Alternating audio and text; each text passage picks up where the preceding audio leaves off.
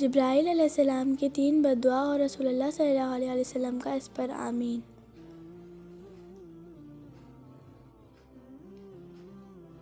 حضرت ابو ہریرہ رضی اللہ عنہ کہتے ہیں کہ ایک روز رسول اللہ صلی اللہ علیہ وسلم نے ممبر لانے کا حکم دیا۔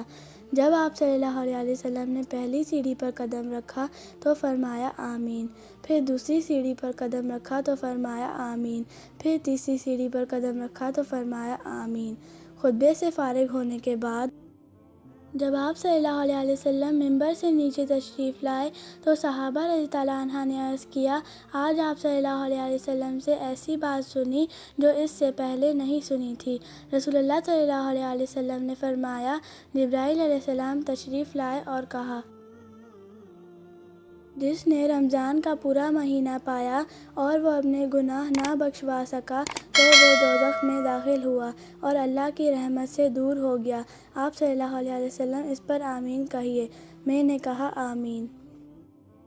پھر جب میں نے دوسری سیڑھی پر قدم رکھا تو جبرائیل علیہ السلام نے کہا، جس کے سامنے اس کے ماں باپ یا دونوں میں سے ایک بڑھاپے کی عمر کو پہنچے اور وہ ان کی خدمت کر کے جنت حاصل نہ کرے تو وہ بھی دوزخ میں داخل ہوا اور اللہ کی رحمت سے دور ہو گیا۔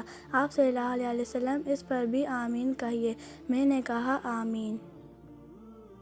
پھر جب میں نے تیسری سیڑھی پر قدم رکھا تو جبرائیل علیہ السلام نے کہا، جس کے سامنے آپ صلی اللہ علیہ وسلم کا نام لیا جائے اور وہ آپ صلی اللہ علیہ وسلم پر درود شریف نہ بھیجے تو وہ دوزخ میں داخل ہوا اور اللہ کی رحمت سے دور ہو گیا۔